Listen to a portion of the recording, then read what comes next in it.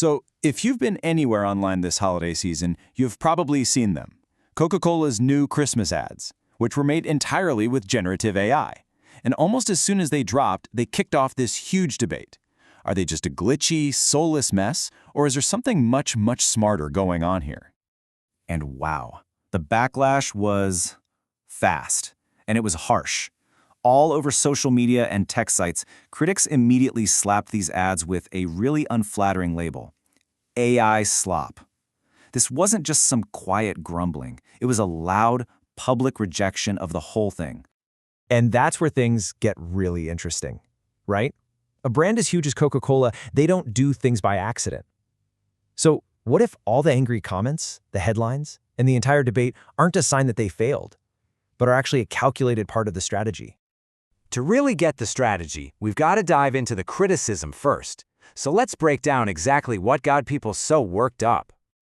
Well, people with a sharp eye started pointing out all these little things that just felt off. You had animals and even those iconic Coke trucks kind of warping and shifting in the middle of a shot. The wheels on the trucks? Yeah, they were sliding instead of turning. Or, hey, sometimes they were just gone. The famous Coca-Cola logo kept changing, and the characters moved in this weird, kind of unnerving way. And this is what's so wild, the massive gap between how Coca-Cola talks about its work and how critics see it. On one side, you have Coke's team using words like hyper-realism and artistry. But on the other side, the internet just sees slop and fake. Coke calls it cinematic and turbocharged expression. Commentators are calling it terrible and a mediocre demo. It's like they're living in two totally different realities. Okay, so yeah, the backlash is definitely real, no doubt about it. But let's pull back the curtain a little bit and look at the corporate strategy here, because a lot of experts are saying this was anything but a mistake. So if Coke probably saw this kind of reaction coming, or at least knew it was a possibility, what is the actual goal? Why jump headfirst into such a hot-button issue like generative AI? Well, the prevailing theory from experts is that all this negative noise, it's coming from what you might call a vocal minority.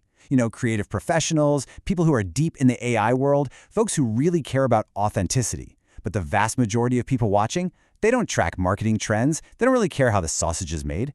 To them, it just looks like, stylized Christmas sparkle.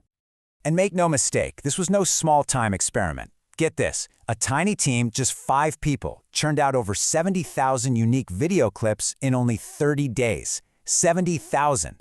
That kind of scale tells you this isn't just about one ad campaign. It's about building and testing a whole new machine for making content and making it fast.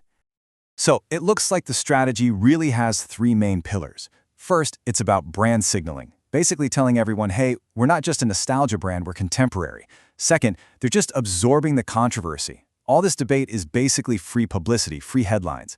And third, it's early positioning. They're planting their flag, becoming one of the first big classic brands to really own AI storytelling before it's everywhere. But here's the thing. This isn't just about tech. It's way deeper than that. It's about culture. And to really understand why people are so emotional about this, we have to talk about Coke's relationship with Christmas itself. A lot of this reaction can be chalked up to something called nostalgia shock. It's that gut punch feeling you get when something you see as sacred and familiar suddenly gets changed. People aren't just mad about AI. They feel like the official guardian of Christmas is messing with the formula. And you know what? It makes sense why people see Coke that way. Here's a little history lesson. Before the 1930s, Santa's suit could be green, brown, you name it. But in 1931, Coca-Cola launches this ad campaign with the warm, jolly, red-suited Santa we all recognize. And over the next few decades, that image just stuck. It became the global default. They didn't just join the Christmas party, they pretty much designed the decorations. And that brings us right to the conflict we're seeing today. On one side, we expect Coke to be this stable guardian of tradition, providing warmth, togetherness, all that predictable comfort. But on the other side, Coke has to be a modern global brand that's always adapting, experimenting, and trying to stay relevant. Right now, those two jobs are clashing, big time. All right, let's zoom out for a second, because believe it or not, this kind of fight over new creative technology, it is not new at all. In fact, it follows a super predictable pattern. So you gotta ask, is this backlash really any different from what we've seen happen time and time again? Because when a new tool comes along and shakes things up, the reaction is almost always the same. Think about it. When photography first showed up, the established art world basically laughed it off. They said it wasn't real art. You're just pressing a button. It was seen as a cheap trick that devalued the real craft of painting. Sound familiar? And then it happened again in music with synthesizers. You had all these musicians worried that they would replace real instruments, real human skill. The argument was literally the same. This cheapens the craft. Which, of course, brings us right back to today. The language being thrown around about generative AI, AI slop, soulless, fake, it's just the 21st century version of that exact same historical backlash.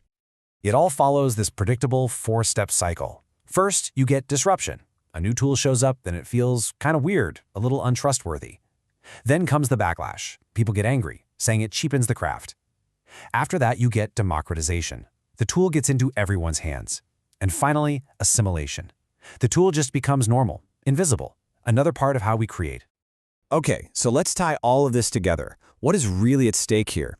Because this goes way beyond just one ad campaign. It's about a much bigger fight over what we perceive as reality. Look, Coca-Cola is absolutely playing the long game here. They are making a bet, a big one. They are betting that today's outrage, all the pitchforks online, will be forgotten. And then in a few years, we'll look back at these ads and see them not as a scandal, but as these kind of quirky early examples of a totally normal style. So while everyone's arguing about AI, the real fight, the one happening just beneath the surface, is about something much more fundamental. Who gets to define what feels real? Who has the power to shape our culture and decide what's authentic? We know for a fact that 100 years ago, Coca-Cola literally manufactured the image of Christmas that we now think of as this timeless, sacred tradition. So the final question has to be this: are we just watching them do it all over again? Right now, in front of our eyes, are they manufacturing the nostalgia of the future?